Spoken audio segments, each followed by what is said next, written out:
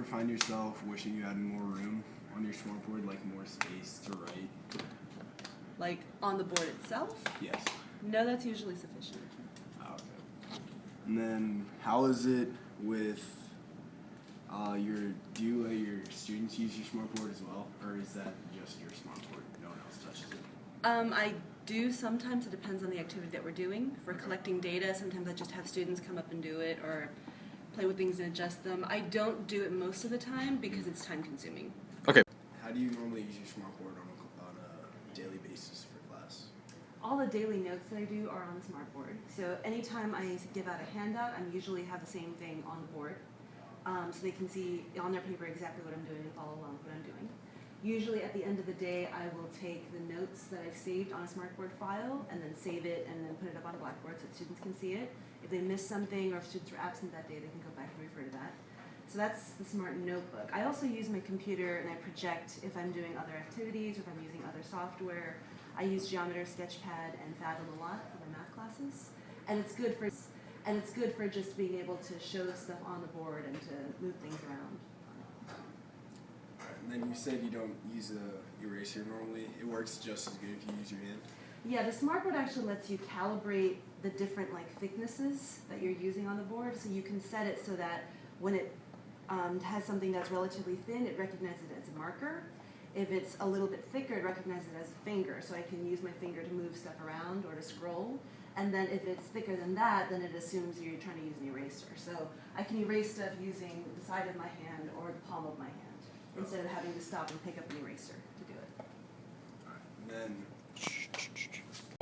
what do you find your students like to use more on a daily basis? I think my students find that using the smartboard is more fun because of the novelty of it. Sometimes what I'll do is I'll get an airliner, which means that I can take the tablet to them at their desk, and then they can write it down right on the board from their desk. They don't actually have to physically get up and walk over to the board. And that I feel is a little bit nicer too, because then you don't have to stand up in front of everybody and do things. So it's a little less intimidating. Okay, go. So the smartboard, this is kind of a general knowledge question, but the smartboard can't take any water or liquids hitting it, right? I've never tried, but I'm assuming that would be a bad idea. Oh, okay.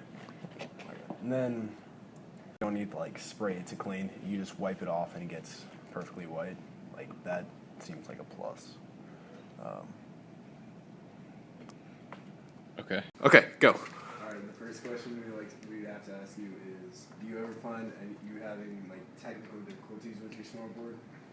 Nothing that it doesn't resolve itself within a day or so. Okay, and then so you have to calibrate your smartboard every time you use it, right? Mm-hmm. And then how long does that normally take? To calibrate it? Yeah. About 30 seconds. Okay.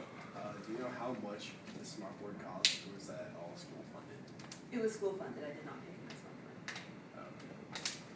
Do you ever use your whiteboard? Or Yes. Is that just for, I'll use the whiteboard. You can probably tell there's still eraser marks on it.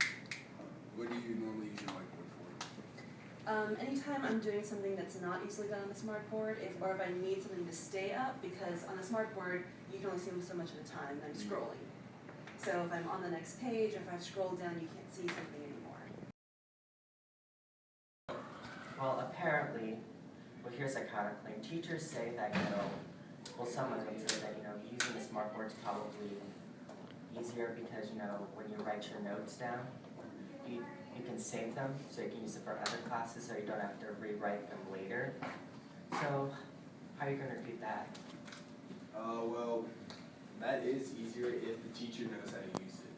One thing that I've experienced is that some teachers will have a hard time dragging and dropping or just writing in general.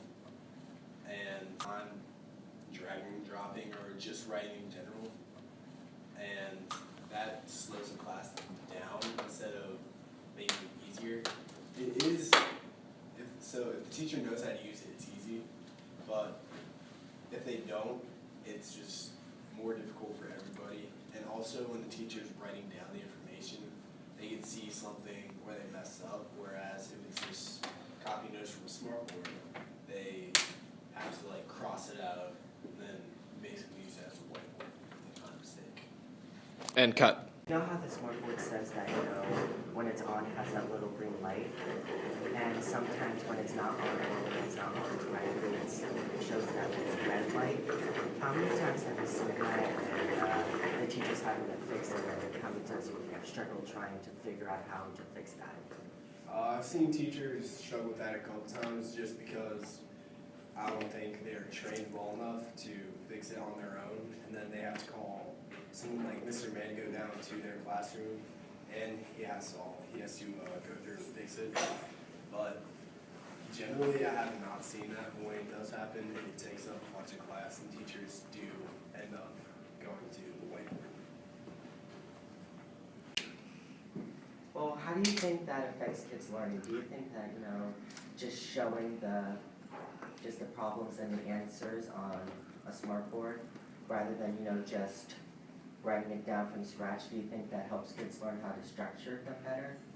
I think, personally, I learn better when the teacher's writing out the formula and you can see all the steps. When it's just on the smart board, you just see the final product. You don't see, like, the steps involved. Even if they point them out, you don't see where the numbers get plugged in exactly or, like, how to solve the equation exactly. Go. What do you think about the calibration? Apparently you have to really perfect that, and you really have to get the dot at the center all 6 times. And a lot of times teachers always mess up and they have to recalibrate over and over and over again. Do you think that's also kind of taking precious lesson time? Well, you see, the calibration, it's very complicated. It requires a lot of thought, okay? And It's pretty simple, but you really have to do it well in order not for a it lot to of work. people can do it successfully, Not all the time. and that's a safety hazard.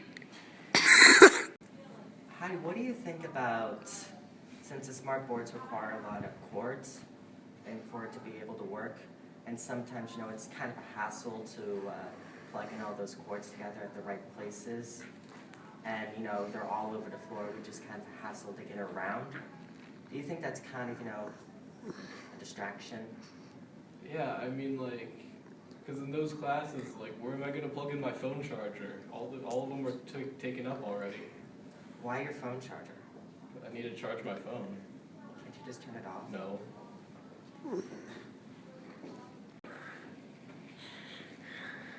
Excuse me. Oh, hey, didn't see you there. What's up, buddy?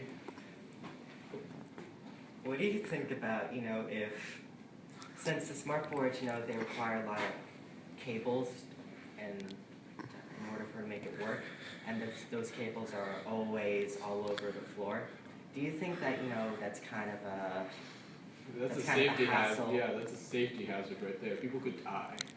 do you think that's a hassle, you know, trying to plug in all these cords and